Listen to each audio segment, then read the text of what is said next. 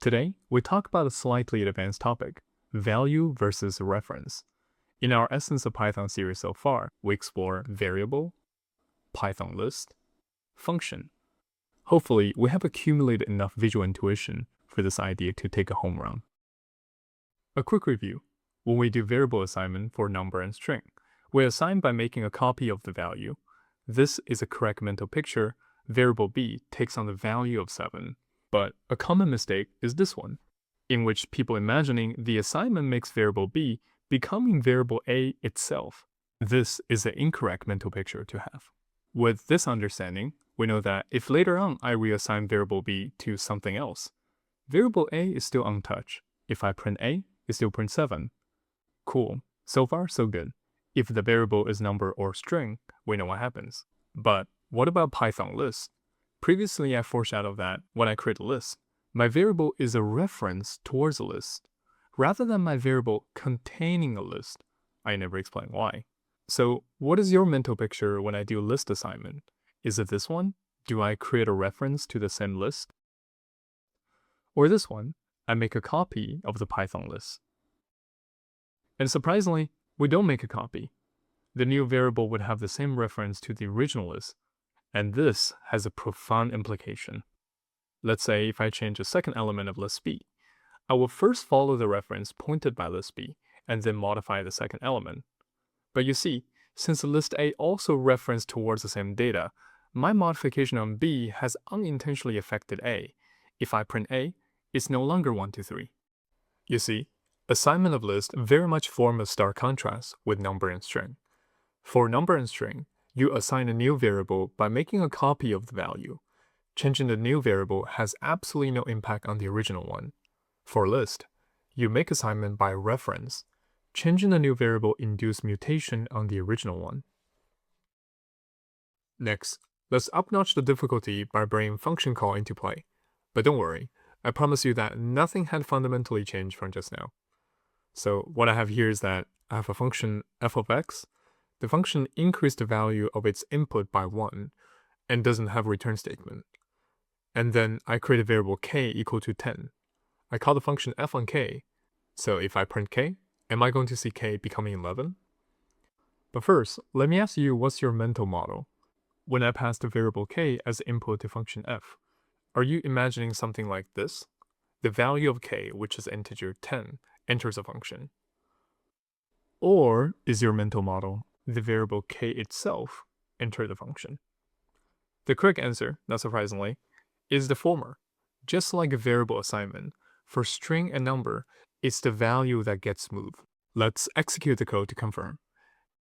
Since the input is really the value of 10 entering the function, but not the variable k, if I increase 10 to 11, that has no business to do with the original k. After the function call, if I print k, I still get 10.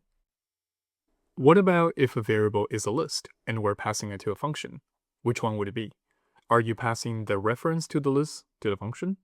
Or are you making a copy of the list? You guessed it. We're passing the reference because the variable is a list. Let's see what happens with the code here. The function's input has the same reference to the list v in the global frame. The function modify element 0 to be 99, and then it append a new element. After the function call terminates, the original list v is no longer the same. At this point, the elephant in the room is why. Why do we have this complex rule and the intricate difference between value and reference? Why can't we always just make a copy all the time, so we never need to worry about reference? And that's a wonderful question. I'll first try to explain with analogy, and then a more involved second explanation from a computer hardware perspective.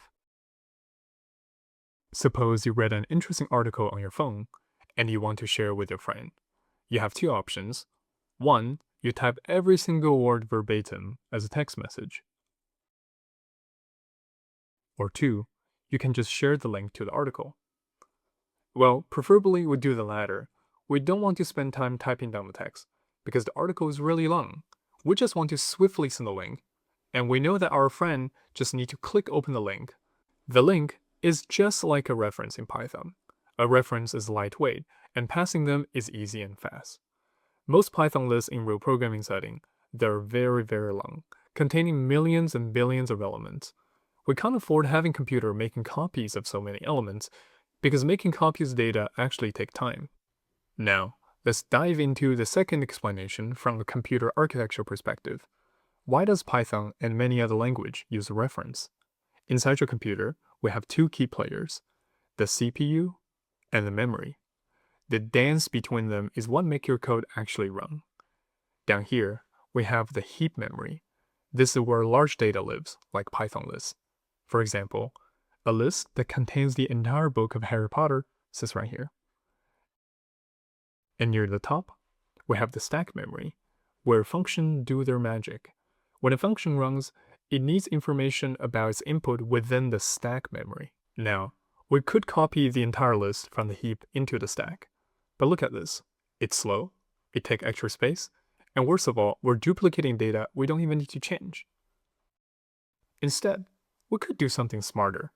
We just put a reference in the stack, a tiny pointer, like a sticky note saying that, hey, look down there.